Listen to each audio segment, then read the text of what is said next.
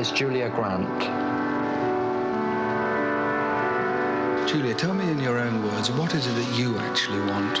Well, I feel I've been having a fight with myself for a long time, And how long have you felt like that? I've led a double life since about the age of 15.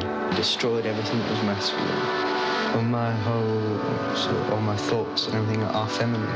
There was nothing masculine. I tend to reject my masculine body. Well, I just felt that I was me, the natural me. And it was then that I decided things were coming too much and I couldn't continue the front any longer. I've come to see my brothers and sisters and their families. I haven't seen them for many years. I hadn't warned them that I'm coming, but my main reason is to explain to them exactly what is happening to me. I asked them if they could help me with my problem. Being a good girl, I couldn't go into a straight pub or a straight club and go and stand at the bar and sort of be chatted up by a guy, because at the end they only want one thing. And it was that all the time. And I think it was about then that I realised that there was something wrong.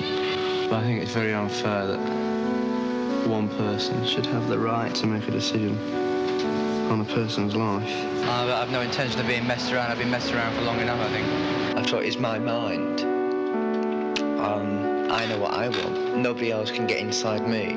I don't know how other people's minds work. It's how my own mind works. And there are a few things I'm against.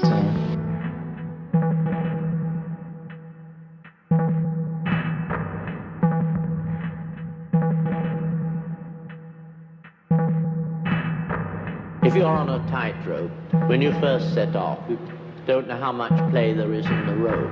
But when you get into the middle, between the ages of 20 and 40, the thing rocks like mad, and it's too late to go back, even to look back. But if you go on as carefully as you can, you see the other platform. And then you just make a dash for it, not bothering with what the audience thinks, or waving your arms, or looking dangerous, difficult, and prodigious. What you seize hold of when you get to the other side is in fact the edge of your coffin. And you get into it, and you lie down, and you think, my cuffs are frayed, I haven't written to my mother, and all those other things, and then you think, it doesn't matter, because I'm dead. And this is a message of hope. It will come to an end. It will come. We cannot be blamed for it, and we shall be free. I've only stepped out of line when I've thought I need to achieve something. I've waited a long time for this. And once you accept what you are, then nobody can stop you. Nobody ever said don't come, nobody ever said don't go there, nobody said it's bad. And I did it off my own back, I did it of my own free will, nobody ever forced me. And I quite enjoyed doing it. It was a case of just moving around all the time, meeting different people. I was finding security. There was the same people all the time, and you'd meet fellows for week after week after week after week.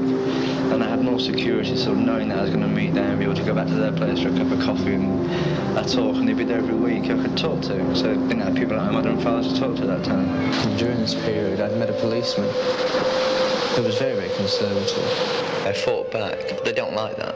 They like you to be very placid and to sit there and just do as you're told. And if you don't do as you're told, then you're going against the system. And then the system won't help. I am not an animal, and I'm being treated like I'm an animal. In those days, they tried to get you to go on aversion therapy, which is electric shock treatment. Something that can be very painful. It's like waking up out of a nightmare. You suddenly, part of it's done. The trouble is, it's underneath. There's always a knowledge. So looking back, now you know the true story. Do you think anything in my childhood stood out at that time, so when I was a kid? First time in years ever since I've ever had a home which is my own, I can now call my own. Well, that's when I start my new life tomorrow. I don't want anything that's going to remind me of anything that's gone in the past. Not have to be dictated to by anybody else. It's the break I've been looking for. Sort out my life and arrange to go through the process. And I found since starting that process, I've had to step onto a bridge where you leave your former identity. And once you step on the bridge, you can't turn back. You can't go across the other side of the bridge. You're not completed. stuck and suspended. I found that all the friends I had built up over a period of years gradually cut themselves off. And that worries me. I'm more lonely now than I was before I started.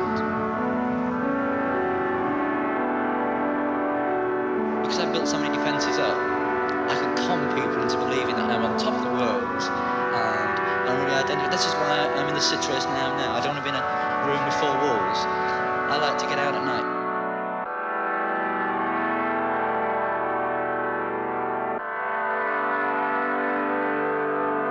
How many queers are here tonight? None of you are raising your hand.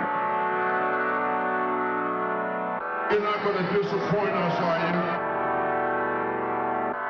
Last time we played here, there was a riot. The gay scene upset me. I didn't like the gay scene at all. I couldn't identify myself in the gay scene. It's not bad all the time, though. Gay people tend to be very supportive. There have been far more gay people encouraging me to go ahead with what I want to do because they've seen a change in me. It's been a very, very emotional fight with myself and with friends to be able to prove that I am what I am. I've now decided that there's no other step for me to take. I've decided I must break away.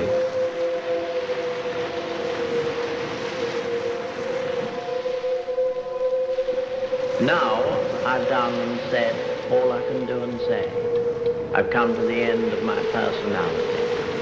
And now if I want anything, it's peace. Quiet.